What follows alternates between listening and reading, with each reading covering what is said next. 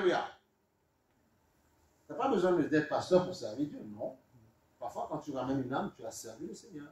Parce qu'à arracher une âme dans les ténèbres, il faut combattre. Tu as servi Dieu. Et oui, tout le monde va le faire. Je ne m'arrête pas sur mon titre. Je vais dans la moisson, je parle aux gens du Seigneur. C'est ça. Ah oui, il faut le faire. Ne t'arrête pas sur ton titre. Va parler. Annonce la bonne nouvelle. Et sois dans la joie. Et quand tu parles, ne sois pas quelqu'un d'attristé. On dit, mais, ouais, mais toi, tu suis, tu es tout le temps fatigué. Non, sois quelqu'un qui est fier d'avoir reçu Christ. Quand même, recevoir Christ, on est bien, c'est quand même la fierté, on est heureux quand même. Amen. Aucune personne dans le monde, je défie quiconque, ne peut pas être plus heureux que moi. Jamais. Tu peux avoir tout ce que tu veux. Tu ne peux pas être plus heureux que moi. J'ai une espérance. Mais j'ai une espérance, je sais où je vais. J'ai une espérance. Amen. Tu n'as pas d'espérance. Tu peux avoir tout ce que tu veux, mais tu peux tout perdre. Du jour au lendemain, et puis, et ce que tu avais comme argent, quelqu'un d'autre viendra le prendre. Il y a un monsieur, c'était en Chine, qui a donné ce témoignage. Il était c'est marrant, il était le chauffeur de la femme de son responsable qui avait la holding, toute l'entreprise, tout ça. Et puis, il est mort, il avait beaucoup d'argent. Et quand il est mort, forcément, ça revient à la femme. Et après, ben, il hérite de facto parce qu'il est marié avec elle, tu vois. Il dit, waouh, je ne savais pas, de manière satirique, je ne savais pas que, en fait, je travaillais pour mon patron, mais je ne savais pas que mon patron travaillait pour moi. C'est-à-dire que ta richesse, il y a quelqu'un d'autre qui viendra se servir. Tu vois, c'est impressionnant, tu vois. Bon, voilà. Bon, il était mort, bah, il fait sa vie, il a envie de faire. Mais il a hérité de tout ça. Chauffeur qu'il était. Tu vois, c'est pour te dire que tout ce que tu fais, tu vas laisser ça. Donc, attache-toi à la vie éternelle. Et après, vis ta vie sur la terre. Mais ne sois pas le chrétien qui dit aussi, oui, mais vous avez ça, vous avez des blin-blin, des glinglas, vous allez aller en enfer parce que voilà, parce que le Seigneur a dit qu'il sera compliqué pour un riche d'entrer que pour un pauvre, tu vois. Non, c'est pas vrai. Tu peux être quelqu'un, tu vois, que Dieu bénit beaucoup. On sait que Abraham, tout ça, est quelqu'un qui aime beaucoup le Seigneur. C'est possible, c'est une question de cœur simplement. Et tu peux être quelqu'un qui n'a pratiquement rien et être avide, et quelqu'un qui est tellement haineux et n'aime pas du tout aimer le Seigneur, il ne veut pas du tout aller auprès du Seigneur. Donc tout est une question de cœur. Il faut que Dieu te bénisse, il faut que tu pries obligatoirement pour changer la vie de personne. Alléluia, Il faut que tu pries, ce n'est pas une option, tu dois prier. C'est un ordre. Le Seigneur a dit, j'ordonne que tu sois, c'est marqué, puissant. Amen. Mais c'est Dieu qui le dit, c'est pas moi. Il ordonne, il faut que tu sois puissant. Il ordonne que tu sois puissant. Allez voir rapidement. Et c'est ça qu'il faut comprendre. Eh oui. Donc tu dois comprendre qu'il veut ça. Alléluia, béni soit ton Seigneur. On va aller sur Somme, chapitre 68, 28. Amen. Amen. Alléluia. Dieu ordonne que tu sois puissant. Gloire soit Dieu au Seigneur. Que tu sois puissant. Que dans ta bouche, on n'entende plus les paroles négatives. Sois puissant. Il dit en Somme 68, verset 28, ton Dieu, si tu estimes que c'est ton Dieu, peut-être que ce n'est pas ton Dieu, je ne sais pas, mais si tu estimes que c'est ton Dieu, il dit, j'ordonne, ton Dieu ordonne que tu sois puissant. Ok? Affermis, ô Dieu, ce que tu as fait pour nous. Voilà. Mais il ordonne que tu sois puissant, que tu sois fort, que tu sois redoutable.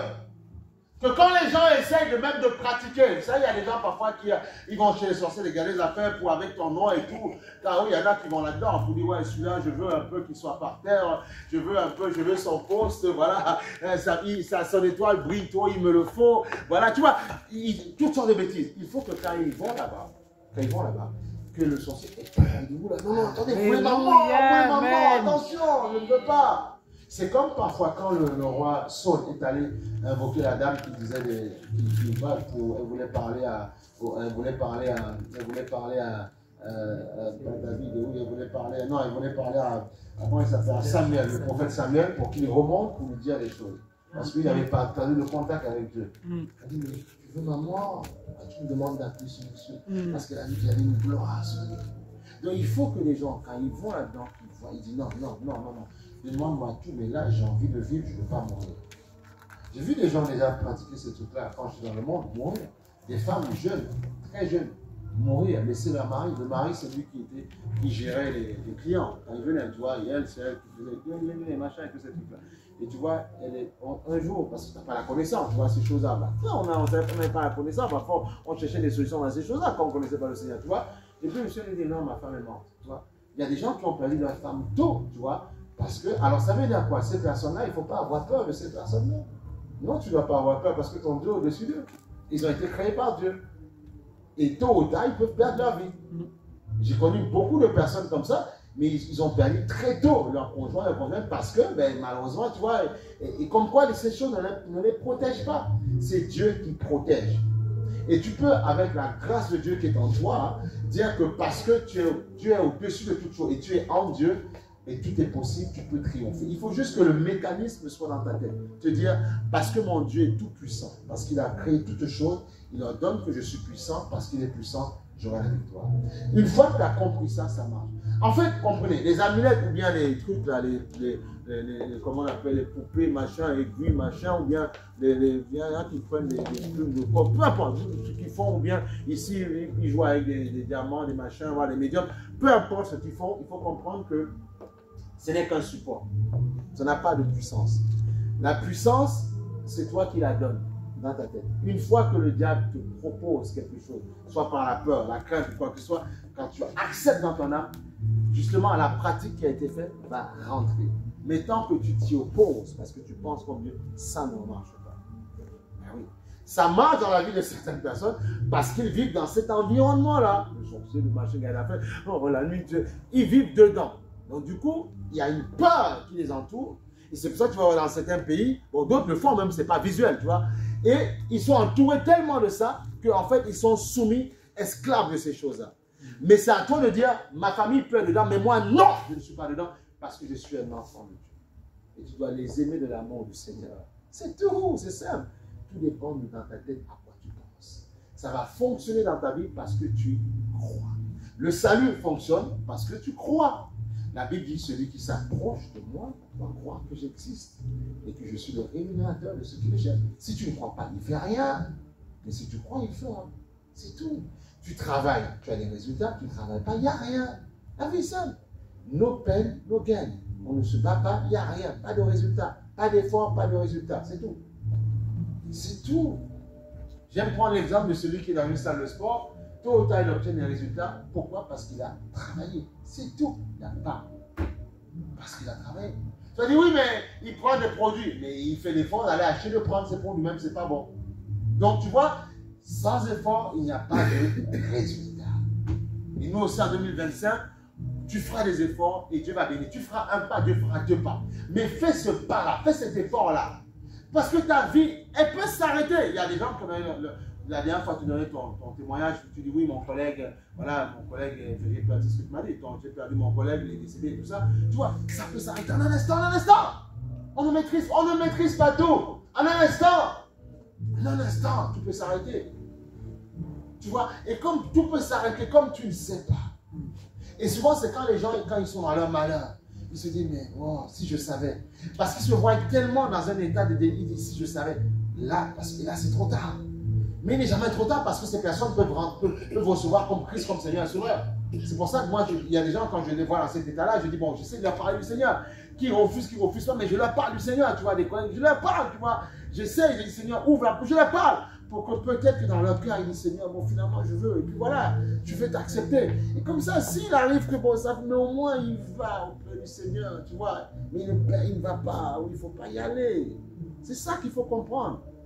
Et Dieu veut qu'on soit sauvé. L'ennemi ne veut pas. Parce qu'il sait qu'il ira en enfer. Et il veut amener un maximum avec lui. C'est tout ce qu'il veut.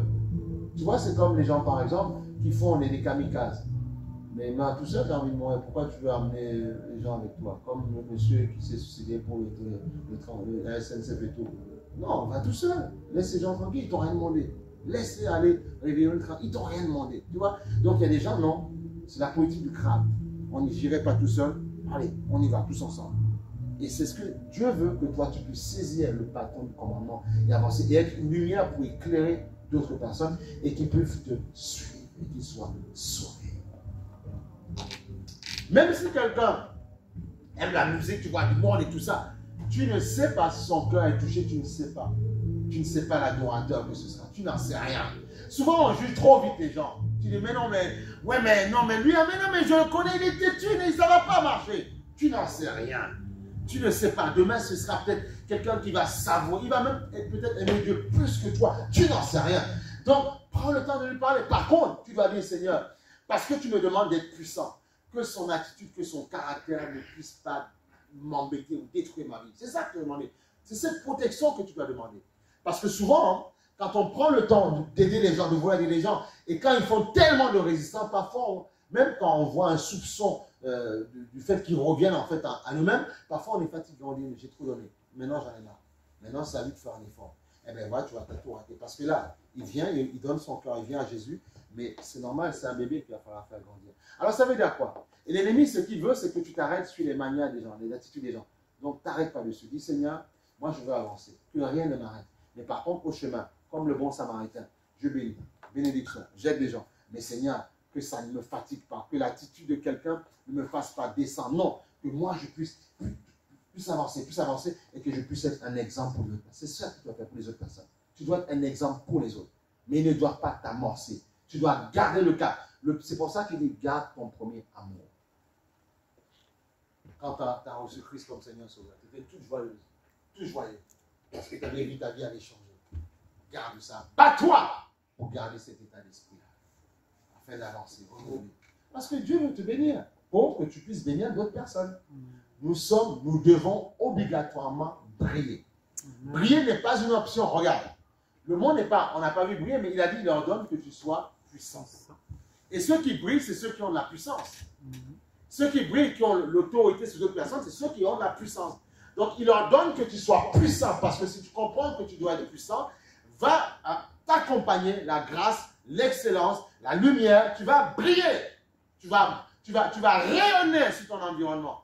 Parce qu'il ordonne que tu sois puissant. Il nous a créés à son image. L'image a été salie par le péché, mais Christ est venu redonner cette image. Mais cette image-là, on doit la saisir par la foi. Avant, il n'y avait pas besoin de foi. Il parlait à Adam comme ça, directement. Le péché a coupé pas mal de choses. Aujourd'hui, c'est par la foi. Et la foi, ce n'est pas juste un effort que tu dois faire. D'accepter déjà le don de la foi. Parce que la foi est un don. C'est un don, c'est une habilité, une capacité que Dieu te donne. Et cette capacité va t'aider maintenant à avoir la ferme assurance. Parce que beaucoup se disent, oh, mais la foi, c'est une ferme assurance des choses qu'on espère. Non, mais est-ce que c'est toi qui as créé ce don ou c'est Dieu? C'est Dieu. Donc, ça veut dire qu'il n'y a pas à casser les murs, il n'y a pas à s'énerver. Il y a juste dans la conscience de garder la parole de Dieu fortement, de mettre Dieu en premier dans ton cœur. Et tu verras que cette foi, ce don qu'il a mis en toi, va s'activer. Parce que n'oublie pas, ce don, c'est lui qui te l'a donné. Si tu ne t'appuies pas sur Dieu, tu feras trop d'efforts pour rien. Et c'est pour ça qu'il y a parfois beaucoup de chrétiens qui se fatiguent. Alors que le Seigneur a dit, celui qui croit en Dieu va courir sans se fatiguer. Ses forces se renouvellent. Mais tu trouves des chrétiens qui disent, j'en ai marre. Je crave, je laisse tomber. Pourquoi faire? Mais non. Mais Jésus, mais je ne me suis pas uni à l'église, je me suis uni à Christ. Après, je m'unis avec mes frères et sœurs. Mais d'abord à Christ. C'est ce qu'il faut faire. Comme ça, vous n'allez pas tirer des mines, vous n'allez pas vous énerver. Non. D'abord à Jésus. Après, on a besoin effectivement de personnes qui nous entourent. On a besoin de tout ça. Mais ces personnes qui nous entourent tous, on doit s'accrocher au Seigneur. Et là, ça va être une belle fête. Ça va être bien. C'est ça qu'il faut faire. Donc, tu vois, il ordonne que tu sois puissant. Il faut que tu sois puissant. Parce que si tu n'es pas puissant, les combats de ta famille, tu ne pourras pas les abattre. Ils vont t'abattre. C'est pour ça, parfois, tu as écouté, parfois, ils retournent en vacances quelque part, mais ils peuvent visiter la famille. Tu peux aller dormir sur ton père, ta mère, c'est pas interdit, ton cousin, tout ça. Mais au lieu justement d'aller éclairer, mais ils se trouvent en train de faire les mêmes choses que ceux qui sont dans ce monde. Oh, mais c'est pas grave, viens, c'est samedi. Oh, tu es là pour un mois en vacances. Oh, mais c'est pas grave. C'est pas grave. C'est pas péché, ton Dieu ne va pas fâcher avec toi. C'est un petit amusement qu'il a, pas de problème. Tu vois, viens. Et puis voilà, de machin, tu dis Seigneur, je vais aller à la plage, je vais marcher, je vais t'adorer, te prier sur la montagne Pélée, tu vois, ou bien le diamant, le rocher, je vais être content. Tu vois, de ça que tu avais comme idée, tu arrives là-bas, le cousin te propose quelque chose, il dit, allez, on y va là, c'est juste quelques heures, il n'y a pas de problème, tu vois. Il dit, écoute, tu te fais piéger, tu vois. Et après, c'est, oh Seigneur, pardon. Le diable dit, voilà, c'est ça, bien fait. Tu aurais pu t'éviter ça. Il faut être ferme. La Bible dit, la paix arrivera quand tu seras ferme dans tes décisions. Il faut être ferme. Mais pourquoi j'ai besoin? Mais j'ai pas besoin. Tu peux m'inviter dans un mariage. Je peux m'asseoir parce que je fais acte de bonne présence. Je t'aide à préparer, il n'y a pas de problème. Mais aller là, sur la prise de sang, jamais de la vie. Tu vois, au bout d'un moment, quand le Seigneur va me dire, bon, il ne faut pas, moi je prends mon voiture, je décolle, je pars. C'est tout. Ça s'arrête là. Nous, on l'a déjà fait. Là, voilà. Tu m'as la famille, je vais te demander, je ne suis pas mal élevé, tu vois. Je viens à la mairie, il n'y a pas de problème. Voilà, je commence ce truc-là. Et comme ma présence est là, ça va vous imposer à mettre un peu des choses de Dieu. Voilà. Mais après, quand le temps va arriver, bon, écoute, nous on s'en va. Ils ne diront pas que je suis mal élevé. Puisqu'avant on était là, on a fait un de présence, on vous a aidé, on a transporté des choses, les marmées, les machins, tout ça. On vous a aidé. Voilà. Maintenant, j'ai le droit de dire, j'ai le droit de rentrer chez moi. Voilà. Tu vois, c'est ça. Et c'est tout. Tu vois, c'est tout ce qu'il faut faire. Il faut apprendre, il faut discerner, être sage. Il faut être sage, c'est tout. Si tu sais que en allant, la puissance de tes oreilles ne seront pas assez puissantes et que tu vas craquer, tu vas te laisser aller et tu vas lasser, tu vas faire la rumba, c'est ça. Il ne faut pas y aller. Mais tu sais que tu vas pouvoir résister à manifester l'amour. Et vas-y, manifeste l'amour et quand le temps arrive, tu t'en vas. Amen. C'est une question de ton salut de ta vie. Il y a des choses où certains peuvent aller, mais il n'y a rien du tout, ça ne va rien leur faire. Parce qu'ils sont armés pour ça. Il y a d'autres pas. Voilà. Donc là où si tu tiens à ton âme, tu t'aimes, il y a des choses parfois, il faut te priver. Tu vois, parfois au début de ma vie chrétienne, il y a des choses, parfois, même la télé, j'avais banni ça de ma vie. Pendant 2 ans sans télé. C'est Dieu qui m'avait dit, tu supprimes tout ça. C'était là, je ne regardais pas. Parce qu'il voulait me sanctifier l'âme totalement. On va entendre le Seigneur, mais parfois il va dire, tu écartes. Et là, ça te fait un bain de présence. Il te remplit, il te parle et tout. Il dit non, parce que demain, je vais te bénir, tu vas te marier, tu vas avoir tout ça, tu vas devoir gérer pas mal de choses. Donc, il faut que tu prennes un temps de retraite. Tu t'écartes de pas mal de choses. Voilà. Je te remplis totalement. Je ne demande pas de m'imiter, attention. Je donne mon exemple, tu vois. Et il te remplit totalement. Et là, tu entends le son, la voix, la présence te remplit. Et même quand demain, il te bénit, il te donne des choses. Parce que la bénédiction, l'effort, le travail, ça va avec. La bénédiction, les attaques vont avec. C'est ce que beaucoup ne comprennent pas. Tu veux être béni. Et voilà que tu gères ta bénédiction. Voilà, gérer ça. Mais le fait qu'il t'ait rempli quand tu étais dans la retraite, élevé dans la montagne, tu peux gérer. Amen. Tu peux t'appuyer sur ce qui te disait dans le lieu secret. C'est pour ça qu'il faut prendre le temps de tisser le lien avec Jésus. Prends le temps. Comme ça, même béni, tu ne vas pas perdre le noir. Même avec une augmentation de salaire, tu ne vas pas perdre le nord. Même avec un gros montant, tu restes équilibré, posé. Seigneur, c'est de l'argent, c'est du papier, ça vaut rien. Je vaux plus que ça, je te donne le nord. Merci, je fais avec le plus ton soit de vous. C'est tout. C'est ce que Dieu veut. Parce que toi, tu dois briller, tu dois montrer aux hommes comment on fait. Il y a tellement de personnes, parce qu'ils ont quoi, 100 000, 1 million, ils deviennent fous. Pète un plomb. Il se dit, avec ça, je peux tout m'acheter. Il était bien avec son mari, sa femme, et bien il se sépare. Parce que l'argent a pris sa tête. Non, il n'y a pas besoin, ce n'est qu'un bout de papier. Parce que de toute façon, on va tout laisser. Donc ce que Dieu veut bénir son peuple, mais Dieu veut former aussi son peuple. Alors qu'en 2025, on puisse rentrer dans cette formation-là, que nous puissions voir des choses que nous avons tant ici. Oui, oui, oui. Ah oui. Notre rêve, c'est quoi? On veut voir des gens prendre le baptême. Là, tu dois me prendre. On doit voir des gens. Si Dieu les bénit, ils peuvent convoler en os. On veut ça. Amen ou pas? On veut ça. Il faut vouloir. Mais il faut être violent pour chercher la bénédiction. Il faut être violent.